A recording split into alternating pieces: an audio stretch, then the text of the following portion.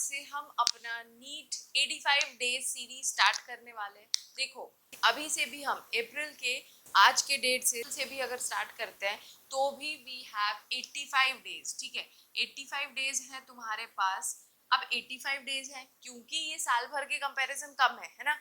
इतना तो है ना भाई, साल भर में तुम्हें 365 दिन मिलते हैं, अभी तुम्हें सिर्फ 85 डेज मिल रहा है। तो अभी तुम्हें क्या करना है, जो कमाल तुम साल भर में करते हो अब वही कमाल तुम्हें 85 डेज में करके दिखाना है। ठीक है, तो अब हम केमिस्ट्री में ऐसा क्या करेंगे कि हम 85 डेज में ही अपने नीट का जो 11th और 12th का पोर्शन है वो कवर अप कर लेंगे। तो देखो क्या है बेटा, हम क्या करेंगे इन 85 डेज में we will cover both chapters of 11th and 12th। But difference यहाँ ये है कि तुम्हें यहाँ पे अभी देखो अब ऐसा टाइम चल रहा है ना कि तुम सब कुछ नहीं पढ़ सकते कि अच्छा लाओ मैं ये चैप्टर अब बिल्कुल बेसिक से स्टार्ट करता हूँ और फिर मैं बेसिक से स्टार्ट करके सब चीज कर लूंगा। अब वो टाइम नहीं बच गया है क्योंकि हम तो पढ़ाने के लिए सिर्फ एक सब्जेक्ट पढ़ा रहे हैं, लेकिन तुम्हें क्या है, तुम्हें सब कुछ पढ़ना है। You have to study physics also, chemistry also and bio for NEET ना। नीट को क्लियर करने के लिए तीनों सब्जेक्ट कंपलसरी है। अब इन 85 डेज में तुम्हें क्या करना है वो तुम सुनो और मैं क्या करवाने वाली हूँ वो तुम सुनो। ठीक है,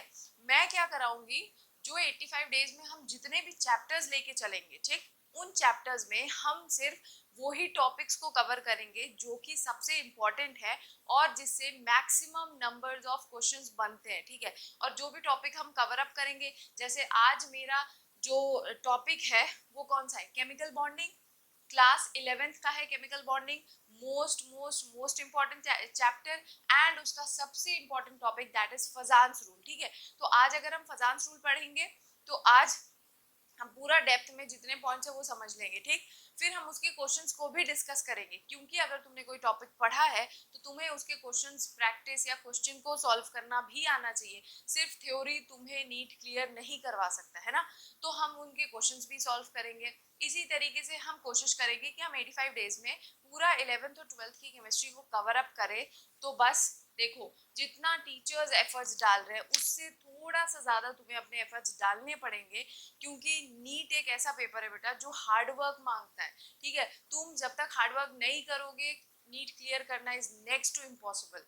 तो तुम्हें बस अपने दिमाग में एक मूल मंत्र रखना है और वो मूल मंत्र क्या है, you can do it and you will do it. तुम कर सकते हो और तुम करके दिखाओगे। ठीक है, तो बस इसी एटीट्यूड के साथ हम स्टार्ट करते हैं अपनी वीडियो को। और जो हमारा सबसे पहला और सबसे प्यारा टॉपिक है वो क्या है, केमिकल बॉन्डिंग का फजान्स रूल। ठीक है, तो आई होप मेरी बात तुम लोग को अच्छी लगी होगी, समझ आई होगी।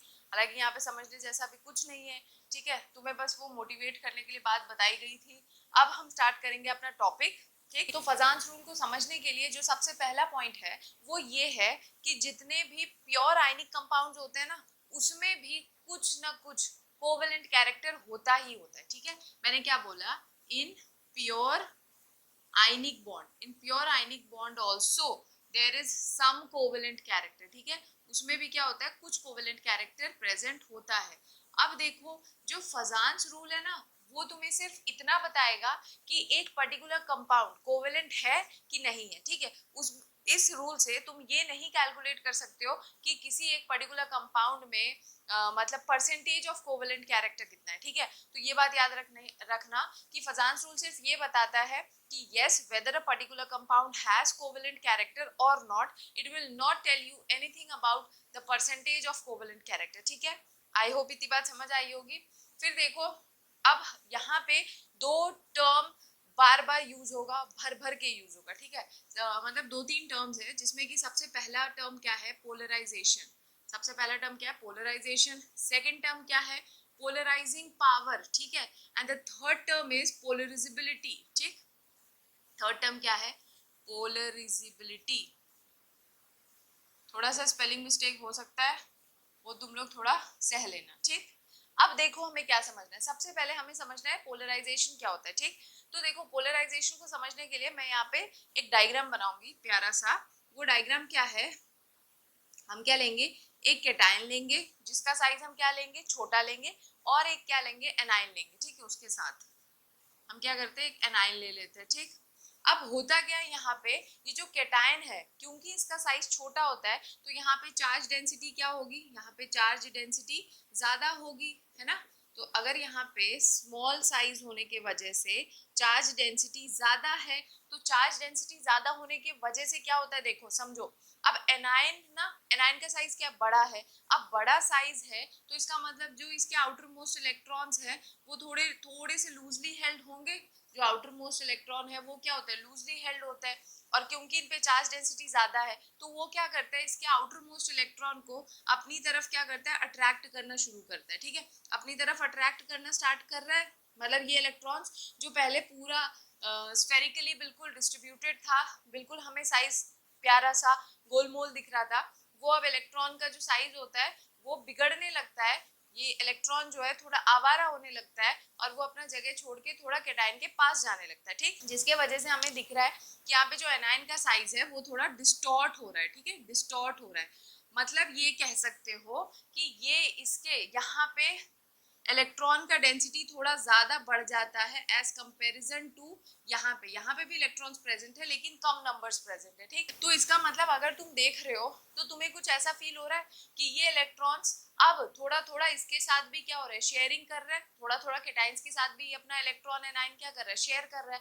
और जहां पे भी शेयरिंग की बात आ जाती है वहां पे खुद ब खुद कोवेलेंट कैरेक्टर आ जाता है, ठीक है। तो इसका मतलब ये है कि यहाँ पे कोवेलेंट कैरेक्टर डेवलप हो रहा है, ठीक है। तो इसका मतलब तुम ये बोलोगे कि यहाँ पे कोवेलेंट कैरेक्टर डेवलप हो रहा है, ठीक है।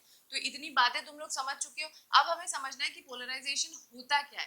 पोलराइजेशन क्या होता है, distortion of the electron cloud of the anion toward the cation, इसी को हम लोग क्या बोलते हैं, पोलराइजेशन, ठीक है। एक बात समझो, क्योंकि यहाँ पे मटेरियल मैटर थोड़ा ज्यादा होगा तो मैं चीजों को लिखूंगी नहीं, लेकिन मैं वो चीज बोल रही हूँ तो तुम क्या कर सकते हो, वीडियो को पॉज करके तुम लिख सकते हो, ठीक है। इतना तो तुम कर ही सकते हो, तुम लोग इतने अच्छे बच्चे हो, ऐसा ये ऐसा मान के चल रही हूँ, ठीक।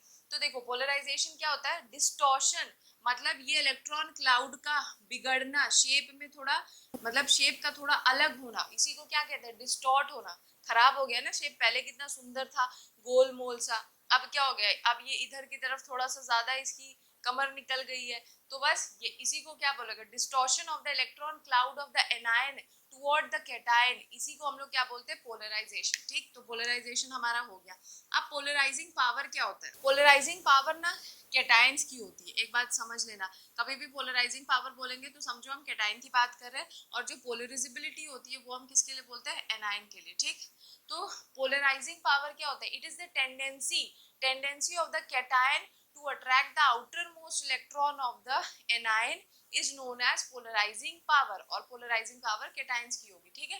और polarizability क्या होती है, it is the tendency of the anion to get attracted toward the cation, anion की कितनी इलेक्ट्रॉन की टेंडेंसी है कि वो कैटायंस की तरफ अट्रैक्ट हो जाए और अपने शेप को डिस्टॉर्ट कर दे, इसी को हम लोग क्या बोलते हैं, पोलराइजेबिलिटी। समझ आ गया। तो आई होप तुम लोग को ये 3 पॉइंट्स क्लियर होंगे। अब देखो तुम्हें क्या समझना है, देखो जो टाइप ऑफ बॉन्ड होता है ना, टाइप ऑफ बॉन्ड वो किस पे डिपेंड करता है, depend on polarization, type of bond depend on polarization, ठीक। अब देखो कैसे, अगर पोलराइजेशन कम होगा, अगर पोलराइजेशन है ही नहीं, बहुत स्पेलिंग इश्यूज हैं, ठीक है।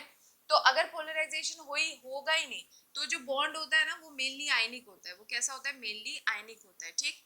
और अगर खुद सोचो, अगर थोड़ा बहुत लिटिल पोलराइजेशन हुआ, अगर लिटिल पोलराइजेशन होता है, मैं पोलराइजेशन को ऐसे शॉर्ट में लिख देती हूँ, अगर थोड़ा बहुत पोलराइजेशन होता है तो क्या होता है, अब आयनिक कैरेक्टर के साथ कोवेलेंट कैरेक्टर भी दिखने लगता है, जो भी कंपाउंड की हम बात करेंगे उसमें, ठीक।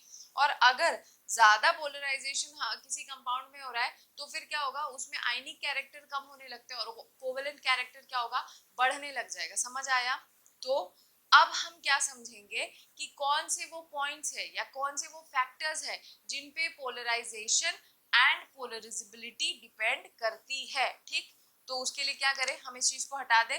एंड बेटा ये बात याद रखना, जो जो पॉइंट्स मैं बोल रही हूँ तुम उसका नोट्स बना लो, क्योंकि जैसे ही तुम लोग वीडियो बंद करोगे थोड़े टाइम बाद ही तुम्हारे दिमाग से सारे पॉइंट्स क्या हो जाते हैं, निकल जाते हैं। तो क्या करो, छोटा छोटा नोट्स बना लो ताकि पढ़ने में आसानी हो। और एक बात और समझ के रखो कि अब एक ऐसा टाइम आ गया जिसमें तुम ये चीज बिल्कुल नहीं कर सकते हो कि तुमने कोई टॉपिक पढ़ा और तुम ये सोचोगे कि अच्छा अब हम इसको बाद में रिवाइज करेंगे। अब वाला टाइम गया, तुमको जो करना है अभी करना है, पढ़ना भी अभी है और उसको इस तरीके से पढ़ना है कि उसको नेक्स्ट टाइम रिविजन की जरूरत ही ना पड़े। समझ आया?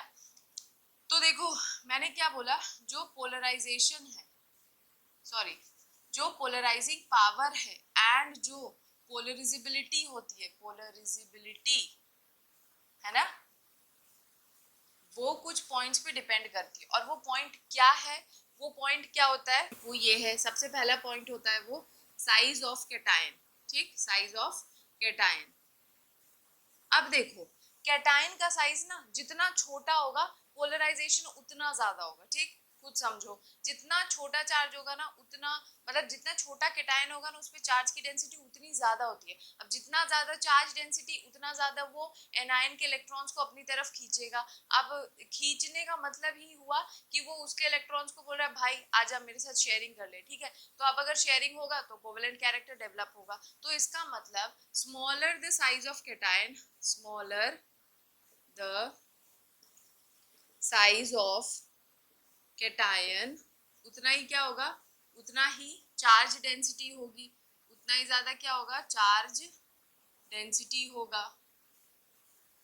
ठीक, और जितना ज्यादा चार्ज डेंसिटी होगी उतनी ज्यादा क्या होगी बताओ, इलेक्ट्रॉन क्लाउड डिस्टॉर्ट होगा, इलेक्ट्रॉन क्लाउड डिस्टॉर्ट होगा। और जितना ज्यादा इलेक्ट्रॉन क्लाउड डिस्टॉर्ट होगा उतना ज्यादा क्या हो रहा है, यहाँ पे पोलराइजेशन हो रहा है, उतना ज्यादा यहाँ पे क्या हो रहा है, पोलराइजेशन। और जितना ज्यादा पोलराइजेशन होगा उतना ज्यादा यहाँ पे क्या होगा, कोवेलेंट कैरेक्टर डेवलप होगा। ठीक है, तो इसका मतलब तुम्हें याद रखना है कि कैटायन का साइज ना पोलराइजेशन के लिए या कोवेलेंट कैरेक्टर के लिए कैटायन का साइज हमेशा छोटा होना चाहिए। ठीक, अब इसको समझाने के लिए मैं तुम लोग को एक क्वेश्चन दे देती हूँ। जैसे एक क्वेश्चन आएगा, which is more covalent, which is more covalent, ज्यादा कोवेलेंट कौन है, LiCl, NaCl और क्या है, KCl। ठीक है, तो ये क्वेश्चन आया कि कौन ज्यादा कोवेलेंट है, तो बताओ कौन सा होगा। तो हमने पता है ना, है ली ना की, है ना, रब से फरियाद ऐसे आगे होता है, लेकिन रब से फरियाद की हमें कोई जरूरत नहीं है। तो देखो यहाँ पे क्या है, Li+ है, Li+ कैटायन होगा, यहाँ पे क्या होगा, Na+ कैटायन होगा, और यहाँ पे क्या होगा, K+ कैटायन होगा। अब तुम्हें दिख रहा है सबसे छोटा साइज किसका होगा, Li+ का। जितना ज्यादा किसी कंपाउंड में कैटायन का साइज जितना छोटा होगा उसमें पोलराइजेशन उतना ज्यादा होगा और उसमें कोवेलेंट कैरेक्टर उतना ज्यादा होगा। तो इसका मतलब सबसे ज्यादा कोवेलेंट कौन सा है, LiCl, फिर कौन है, NaCl, और फिर क्या है, KCl। समझ आया? तो ये किसका ऑर्डर है, कोवेलेंट कैरेक्टर का। ठीक, तो आई होप ये वाला पॉइंट क्लियर होगा। तो देखो जो सेकंड फैक्टर है वो क्या है हमारा, एनायन का साइज। ठीक है, एनायन का साइज ये है हमारा सेकंड फैक्टर। अब देखो खुद तुम समझो कि पोलराइजेशन या कोवेलेंट कैरेक्टर कब ज्यादा होगा, एनायन का साइज बड़ा होना चाहिए कि छोटा होना चाहिए, खुद सोचो। एनायन का साइज बेटा बड़ा होना चाहिए। ठीक है, larger the size of anion, larger the size of anion, anion का साइज क्या होगा, जितना बड़ा होगा, खुद सोचो ये छोटा है, इस पे चार्ज डेंसिटी बहुत ज्यादा है, तो क्या होगा, अब इसको भी तो कोऑपरेटिव होना पड़ेगा ना, अकेले बेचारे इससे क्या काम चलेगा। तो क्या होगा, ये जो एनायन होता है ना, इसका साइज जितना बड़ा होगा वो क्या होगा, उसके जो आउटर मोस्ट के इलेक्ट्रॉन्स है उस पे न्यूक्लियस का चार्ज क्या होगा, न्यूक्लियर इफेक्ट जो है वो क्या होगा, उतना कम लगेगा और वो इजीली उतना ही कैटायंस की तरफ क्या होगा, खींचा चला जाएगा। मतलब वो ऑटोमेटिकली उसकी तरफ, मतलब हल्का सा भी कैटायन ने इशारा दिया नहीं कि इसके इलेक्ट्रॉन्स इसकी तरफ खिंच जाएंगे। ठीक है, मतलब खींचे चले जाएंगे, और जितना ज्यादा उसकी तरफ जाएंगे उतना ज्यादा क्या होगा, पोलराइजेशन होगा, जितना ज्यादा पोलराइजेशन होगा उतना ज्यादा कोवेलेंट कैरेक्टर होगा। समझ आया? तो तुम क्या बोलोगे, larger the size of anion more will be more will be the more will be the distortion of electron cloud of anion। और जितना ज्यादा इसका साइज डिस्टॉर्ट होगा उतना ज्यादा क्या हो रहा है, शेयरिंग हो रही है इसके इलेक्ट्रॉन्स की कैटायंस के साथ उतना ज्यादा क्या होगा, पोलराइजेशन होगा। जितना ज्यादा पोलराइजेशन होगा उतना ज्यादा कोवेलेंट कैरेक्टर होगा। ठीक है, तो समझ आया। अब हम इसको समझने के लिए भी एक क्वेश्चन करेंगे। क्वेश्चन हमारा ये है, बताओ कौन ज्यादा कोवेलेंट है, NaF, NaCl, NaBr और क्या हो जाएगा NaI।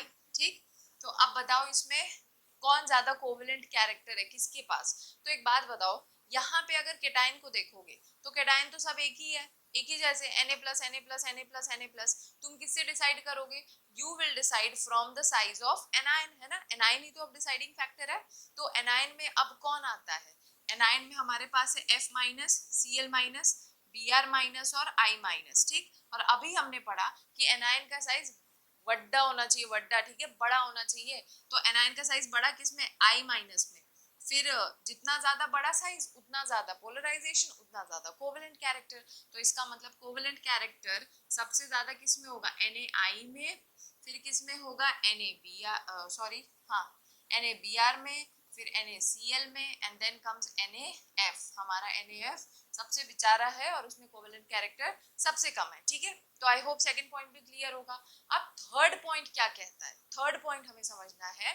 थर्ड पॉइंट मतलब अभी तक तुमने 2 पॉइंट्स क्या समझे, ये सब कॉपी कर लो तुम लोग। ठीक है, अभी तक तुम लोगों ने 2 पॉइंट्स क्या समझे कि कैटायन का साइज छोटा होना चाहिए कोवेलेंट कैरेक्टर बढ़ाने के लिए, और एनायन का साइज बड़ा होना चाहिए। ठीक, जो कि हमें डायग्राम देख के भी समझ आ रहा है, लेकिन हम फिर भी पढ़ते हैं डेप्थ में। ठीक, तो अब हम हमारा तीसरा पॉइंट क्या है, larger the charge on cation and anion more will be the polarization. ठीक है, किसी भी कैटायन पे या एनायन पे जितना ज्यादा चार्ज होगा उतना ज्यादा वहां पे क्या होगा, पोलराइजेशन होगा, उतना ज्यादा वहां पे कोवेलेंट कैरेक्टर डेवलप होगा। ठीक, तो मैंने क्या बोला, larger the charge on cation and anion, दोनों पे ही चार्ज ज्यादा होना चाहिए बेटा। ठीक है, पोलराइजेशन के लिए तो जितना ज्यादा चार्ज होगा उतना ज्यादा क्या होगा, पोलराइजेशन होगा, जिसे मैं बार बार पोलराइजिंग पावर लिख देती हूँ।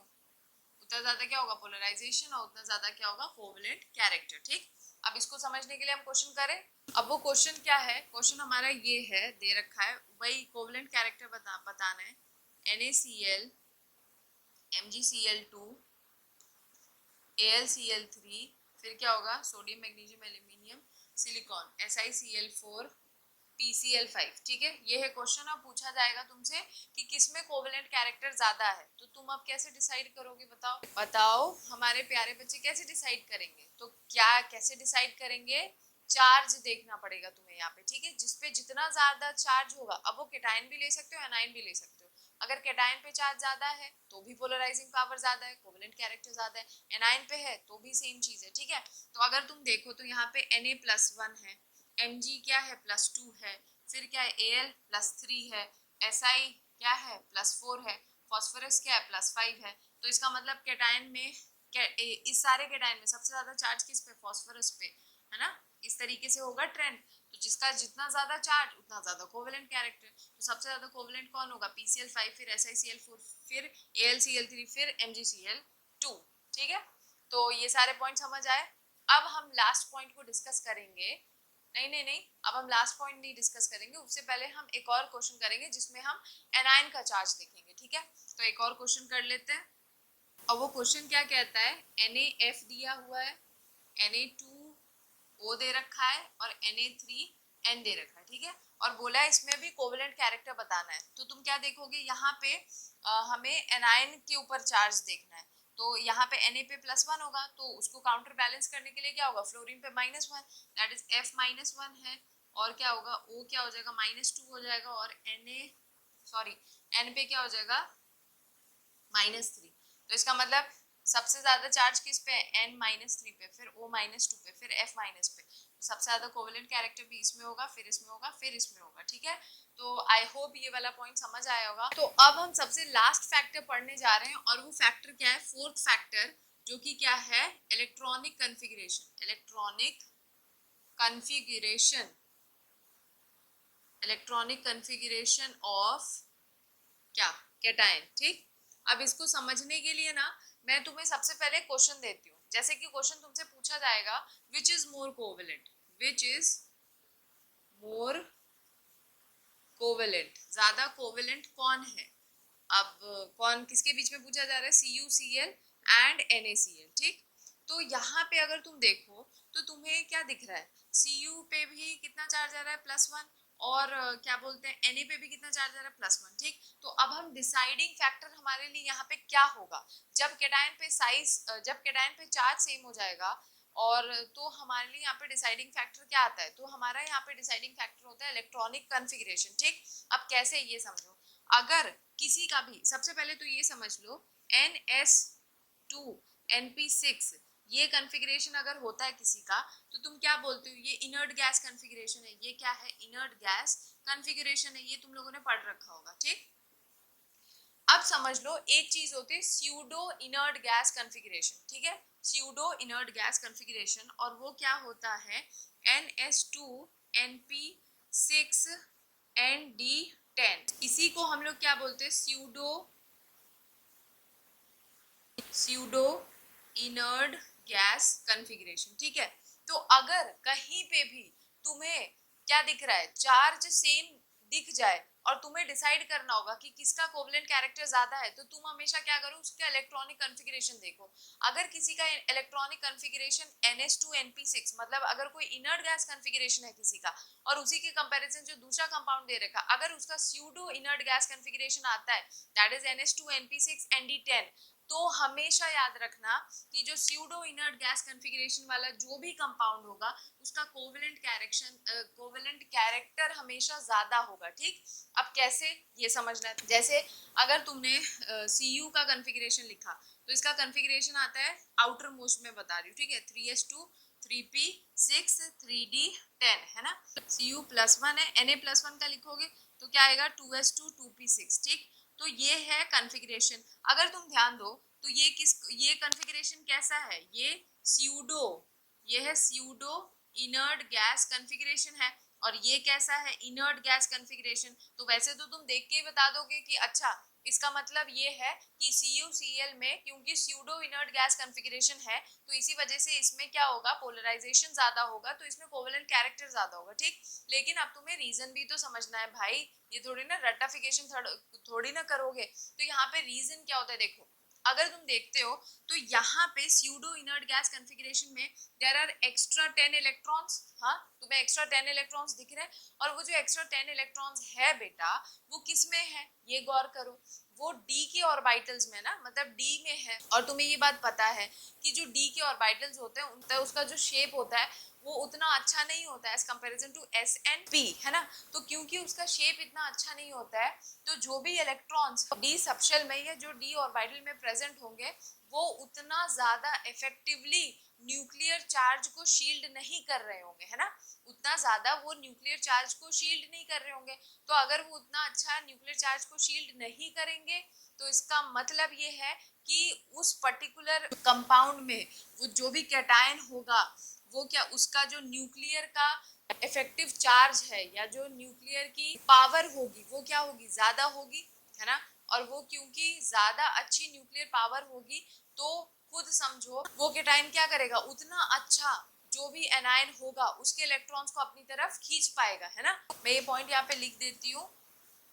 इसमें स्यूडो इनर्ट गैस कॉन्फ़िगरेशन में क्या होता है, दीज एक्स्ट्रा 10 इलेक्ट्रॉन्स जो किसमें प्रेजेंट है, D ऑर्बिटल्स में या D सबशेल में, वो क्या करते हैं, do not shield the nucleus do not shield the nuclear charge effectively, do not shield the nucleus, लिख लो, do not shield the nucleus effectively. तो क्योंकि ये डी इलेक्ट्रॉन्स जो न्यूक्लियस होता है उसको इतना इफेक्टिवली शील्ड नहीं करता है, जिसके वजह से क्या होता है, न्यूक्लियर चार्ज बढ़ता है ना, जिसकी वजह से क्या होगा, न्यूक्लियर चार्ज बढ़ेगा। अब अगर न्यूक्लियर चार्ज उस कैटायन का बढ़ेगा, तो खुद सोचो, under the effect of greater nuclear charge attracting tendency बढ़ती है ना। न्यूक्लियर चार्ज बढ़ने का मतलब क्या हुआ, अट्रैक्टिंग टेंडेंसी बढ़ेगा। अब अगर अट्रैक्टिंग टेंडेंसी बढ़ेगा तो क्या होगा बताओ? It will be more able to attract या distort the electron cloud of the anion, ठीक है। It will be more able to attract या फिर क्या बोलोगे, डिस्टॉर्ट, किसको? इलेक्ट्रॉन क्लाउड ऑफ एनायन, है ना। अब खुद सोचो, जितना ज्यादा एनायन का इलेक्ट्रॉनिक क्लाउड डिस्टॉर्ट होगा उतना ज्यादा क्या होगा, उतना ज्यादा यहाँ पे पोलराइजेशन होगा, उतना ज्यादा पोलराइजेशन होगा उतना ज्यादा कोवेलेंट कैरेक्टर होगा। तो आई होप तुम लोगों को ये बात समझ आ गई होगी। तो अब हम ये समझेंगे कि कोवेलेंट कैरेक्टर, देखो तुम लोगों ने ये समझ लिया कि अच्छा किसी पर्टिकुलर कंपाउंड में हम कैसे बताएंगे कि कोवेलेंट कैरेक्टर है कि नहीं है, ठीक। अब हमें ये समझना है कि अगर कोवेलेंट कैरेक्टर, ये सब तुम लोग कॉपी कर लो, ठीक है। तो अब हमें ये समझना है कि अगर कोवेलेंट कैरेक्टर बढ़ता है तो कोवेलेंट कैरेक्टर के बढ़ने से उस पर्टिकुलर कंपाउंड के नेचर में या कैरेक्टरिस्टिक्स पे क्या फर्क पड़ता है, ठीक है, हमें ये समझना है। तो देखो क्या होता है, जब कोवेलेंट कैरेक्टर ज्यादा होगा, ग्रेटर द कोवेलेंट कैरेक्टर, जितना ज्यादा कोवेलेंट कैरेक्टर बढ़ता है ना, मेल्टिंग पॉइंट बॉइलिंग पॉइंट उतनी ही घट जाती है, ठीक है। तो क्या होगा, less will be the melting point या फिर बॉइलिंग पॉइंट, ठीक। फिर दूसरा पॉइंट क्या होता है कि जो लैटिस एनर्जी होती है ना वो बढ़ जाती है। लैटिस एनर्जी क्या होगी, लैटिस एनर्जी बढ़ जाएगी। अब अगर लैटिस एनर्जी बढ़ गई, ठीक है, लैटिस एनर्जी बढ़ जाती है। तीसरा, कंडक्टिंग नेचर घट जाता है। तीसरा क्या होता है, कंडक्टिंग नेचर घटेगा। खुद सोचो, जो इलेक्ट्रॉन्स है वो शेयरिंग में इन्वॉल्व हो गए, और क्योंकि कंडक्टिंग नेचर के लिए फ्री इलेक्ट्रॉन्स चाहिए होता है तो इस वजह से कंडक्टिंग नेचर घट जाता है। फिर चौथा पॉइंट क्या है, सॉल्युबिलिटी इन पोलर सॉल्वेंट भी घट जाता है, क्योंकि तुम्हें पता है पोलर सॉल्वेंट में डिसॉल्व होने के लिए आयनिक नेचर होना चाहिए ना कि कोवेलेंट। तो सॉल्युबिलिटी इन पोलर सॉल्वेंट वो भी क्या होता है, डिक्रीज हो जाता है। और किस में सॉल्युबिलिटी बढ़ जाएगा, solubility in non polar solvent बढ़ जाएगा। Solubility in non polar solvent वो क्या होगा, वो बढ़ जाएगा, ठीक है। तो ये सारा फर्क पड़ता है जब कोवेलेंट कैरेक्टर बढ़ता है, ठीक है। तो तुम्हें अब फजान्स रूल से ये सब समझ आ चुका है कि तुमसे किस टाइप के क्वेश्चन पूछे जाएंगे, ठीक है। तुमसे डायरेक्ट क्वेश्चन भी पूछे जा सकते हैं कि कोई भी कंपाउंड दे दिया, बोल देंगे बताओ कौन ज्यादा कोवेलेंट है, कौन किसमें आयनिक कैरेक्टर कम है, कुछ भी घुमा के पूछ सकते हैं, ठीक। दूसरा, इस टाइप में भी पूछा जा सकता है, मतलब तुम्हें स्पीशीज दे देंगे, बोलेंगे बताओ किसका कंडक्टिंग नेचर ज्यादा है किसका कम है, तो भाई तुम्हें पता है जिसमें कोवेलेंट कैरेक्टर ज्यादा उसमें कंडक्टिंग नेचर कम। फिर सॉल्युबिलिटी के थ्रू भी क्वेश्चन पूछा जाता है, ठीक है। तो ये सारी चीजें, जो भी चीजें मैंने पढ़ाई है तुम लोग को, आज तो मैंने थ्योरी एक्सप्लेन कर दी। अब हम क्या करेंगे, क्योंकि मैं नहीं चाहती वीडियो बहुत ज्यादा लंबा हो जाए, ठीक। तो अब हम क्या करेंगे, हम जिस दिन ये वीडियो डालेंगे उसी दिन मैं इसके क्वेश्चंस के भी वीडियोस डाल दूंगी, ताकि अगर तुम ये वीडियो देखते हो तो तुम क्या करोगे, जितने भी इससे रिलेटेड क्वेश्चंस पूछे गए हैं वो सारे भी तुम एक बार देख लोगे, तो तुम्हारा जो कंसेप्ट है वो स्ट्रांग हो जाएगा और तुम्हारा जो क्वेश्चन प्रैक्टिस है वो भी हो जाएगा, ठीक है। अब देखो तुम्हारा क्या बनता है बेटा, अगर टीचर तुम्हें करवा रहा है कोई चीज तो तुम्हें क्या करना है, क्योंकि लास्ट टाइम है तो तुम लोग एक काम करो, मैक्सिमम से मैक्सिमम क्वेश्चन प्रैक्टिस करो, ठीक है। ये जो वीडियो है ये सबके लिए हेल्पफुल है। अगर तुमने साल भर पढ़ाई की है, तुम्हें सब कुछ आता है, तो तुम्हारे लिए रिवीजन हो जाएगा, ठीक है। और वो बच्चे जिसने अगर कुछ भी नहीं पढ़ा है तो बेटा टेंशन लेने की कोई जरूरत नहीं, एटलीस्ट कॉन्फिडेंस रखो, अपने पे भरोसा रखो कि हाँ हम कर सकते हैं, और अभी से भी शुरू हो। जो इंपॉर्टेंट टॉपिक है, क्योंकि केमिकल बॉन्डिंग में Fajans rule, hybridization, MOT, VSEPR theory, यही सबसे इंपॉर्टेंट टॉपिक है, और इन्हीं से भर भर के क्वेश्चन आते हैं, ठीक है। आयनिक बॉन्ड, कौन सा आयनिक बॉन्ड है, कौन इलेक्ट्रोफाइल है, कौन न्यूक्लियोफाइल है, फलाना ढिमकाना, वो जब जो छोटे मोटे क्वेश्चन होते हैं वो बच्चे ऐसे भी सही कर लेते हैं, ठीक है, थोड़ा बहुत नॉलेज पे भी। तो इंपॉर्टेंट टॉपिक्स पढ़ो, हार मत मानो और अच्छे से पढ़ाई करो, ठीक है। ये टॉपिक अगर पढ़ लिया तो जो इसके क्वेश्चंस मैं करवाऊंगी उसको देखो, उसे समझो, और अपनी तरफ से हर दिन कम से कम बोल रही हूँ बेटा 50 क्वेश्चन तो सभी में लगाओ, चाहे वो फिजिक्स हो, चाहे वो केमिस्ट्री हो, चाहे वो बायो हो, क्योंकि अभी से भी अगर हर दिन 50 या 100 क्वेश्चन करते हो ना, बेटा तुम्हारे पास 85 डेज है, इतने क्वेश्चंस तुम प्रैक्टिस कर लोगे कि एटलीस्ट तुम्हारे पास कॉन्फिडेंस रहेगा। जितने भी टाइप के क्वेश्चंस है प्रीवियस ईयर लगा लो, जो टॉपिक से रिलेटेड है, कुछ बुक्स आती है जिसमें टॉपिक से रिलेटेड क्वेश्चंस होते हैं वो लगा लो, प्रीवियस ईयर लगा लो, मतलब जितना क्वेश्चन कर सकते हो उतने क्वेश्चन प्रैक्टिस करो ताकि तुम्हारा जो कॉन्फिडेंस है वो बिल्डअप हो, तुम्हें नॉलेज तुम्हारा बढ़े, ठीक है, और तुम्हारा नीट में सिलेक्शन हो, ठीक। यही सारे टीचर्स का मेन मोटो है ये सारी वीडियोस बनाने का एंड टाइम में, ठीक। तो आई होप तुम लोगों को मेरी वीडियो अच्छी लगी होगी। अगर मेरे एफर्ट्स अच्छे लगे हो, मेरा ये वीडियो पसंद आया हो, तो अपने फ्रेंड्स के साथ ज़्यादा से ज़्यादा शेयर करो, वीडियो को सब्सक्राइब करो, और जो भी अगला वीडियो मैं बनाती हूँ वो डेफिनेटली देखो, क्योंकि जो भी टॉपिक मैं बनाऊंगी उस पर मैं प्रीवियस ईयर क्वेश्चंस और जितने भी क्वेश्चंस बनते हैं या जो भी क्वेश्चंस पूछे जाते हैं वो सारे के सारे प्रैक्टिस करवाऊंगी ही करवाऊंगी, ठीक है। तो मिलते हैं नेक्स्ट वीडियो में, तब तक अपना ध्यान रखो, अच्छे से पढ़ाई करते रहो, ठीक है। Thank you.